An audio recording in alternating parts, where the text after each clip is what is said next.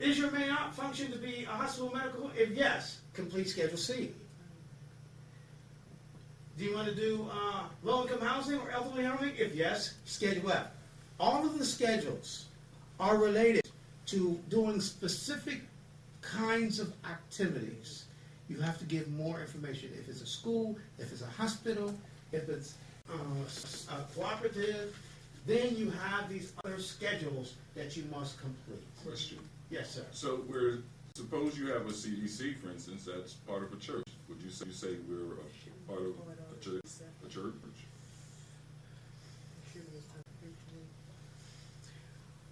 When you say a part of a church, what do you mean a part of a church? Does a church have ownership? What is the legal relationship? That's a good question. Okay, that's the answer.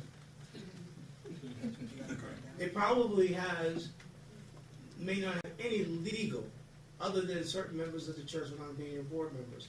You may describe it in how you began, but you want to be careful about linking, because certain links mean you are associating with them, and then their assets are at risk for the activities in your organization. Okay, you can talk about beginning, the impetus, but they are separate organizations. You don't want to start to violate your firewall. Okay. Okay. Now, the next information is really about financial. You've been in existence for more than 4 years. You got to tell us where you spent the last money, what your current revenues are in these areas. Now, if you don't have records, you better come up with information. If you said you were incorporated 4 years ago, remember I said, okay, now, what you been doing with your money? How much money did you get in these areas? Because now you got to complete this. You see? You got to tell them. Now you got to give them the information. There it is. Well, it's not a lot, but if you don't have any records, not only that, you better have a balance sheet. You got to come up with one. Yes, sir. Ma'am. This part right here reminds me of basically what your fundraising I just went blank. Basically, this reminds me of what my report would look like for the year. Like, Yes. It's so basically that. It's not just, it's all the I'll call money. it my fundraising. Year-end report? Yes. No, not my year-end report. It's not. No. What you call that statement, though? Your income expense. It's basically Right. all the money that you got in. But it's not just for a fundraising event. It's all the All money of in it, it right. and But- all the expenses related Exactly, to it. right. And the second But that's part not is your all it balance is. sheet. What are the Exactly. assets and liabilities? How much money you have in the bank? How much money you have out in land? You have to have, you might not have anything here, by the way. If you're just getting started, they don't expect you to have a lot here. But if you've been in existence for 4 years or so, then you might have information there. And even if you've been in existence for 4 years, you may not have done anything. Right. But someone needs to be able to give information that if they come back to you and they say, show me evidence of this, you had better be able to provide something. A record or something. Now, I guessed it. If you provide that information over the 4 years and you don't have an income and expense statement, you better make up one and have your board members sign it. Because that may be what you have to do. And have them sign it and say, you guys, we weren't keeping record, but I got to tell them. And this goes on to the IRS. And they can come back and say, show me. And you don't want to be the only one just putting this stuff down there, and then they say, well, I didn't know. We never approved this. This is not in our board minutes. You see what I'm saying? Okay? It's not so simple. And that's why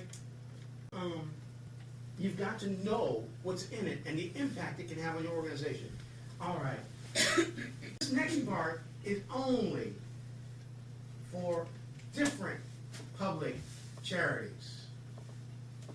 You won't even, most of you are gonna go no on all these, because you are going for a 501c3.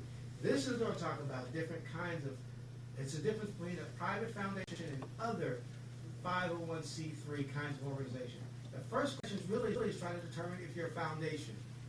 That's all this is. If you're a private foundation, and then you're gonna, if it's no, you're actually gonna skip to 5. If no, then they want to know, are you any of these other kinds of foundations? Or a 501c, 501, actually, notice, 509. There are other tax exempt organizations outside of 501. There's a 509. Schools, 509. Do you see that? All right, the tax code again.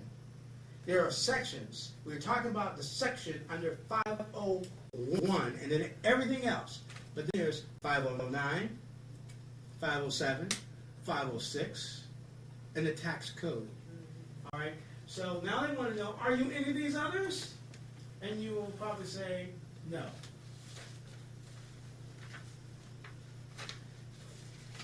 See, most of this you're going to say no.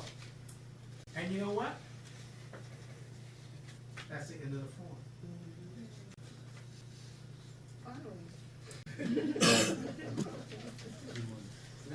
Okay, because these are real simple. This is about your revenue, and if you're a qualified or unqualified person, you have unusual information. That's the end of the form. But now these are the different schedules. If you're a church, this is what you got to fill out. Schedule A. You're a school or college, Schedule B. You gotta do that part. Certain things, if you're a hospital. Okay. All right. You see the form. Okay. It's not difficult, but it is complex. And you are going to need a lot more information than simply, I have an idea. You will not be able to do it, simply have an idea. You got to have a lot more together. A lot more together.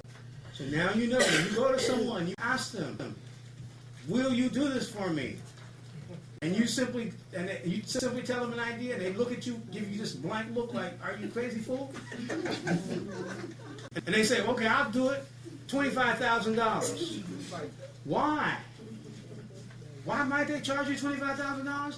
Because if you don't have any of these documents, They have to do the work. they have to create conflict of interest policy, policy for how you're going to hire people, policy. There is a lot of work. There is a lot of work to do. There's a lot of work to do. There's a lot of work to do. But it's not difficult. It's just work. That's all. And it's the work of running an organization, a tax-exempt organization. That's all. Now, we've actually run out of time. What I was going to do is talk about what it means to keep it. But you now know by doing it this way, you understand what you have to do with this issue of record keeping. If you don't like to keep records, then you better find somebody who really likes to keep records, and you better make sure that the records are kept, and not just any kind of records.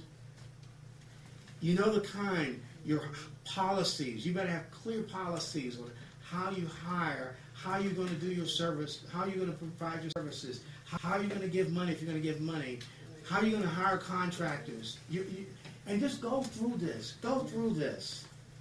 And just as you said, it can help you put your organization together, because these are the kind of records you're going to need. I mean, there are other things. There are other things. But these are the basic things as a 501c3 organization you will need. And it'll keep you out of trouble, and it'll actually help you do your work better.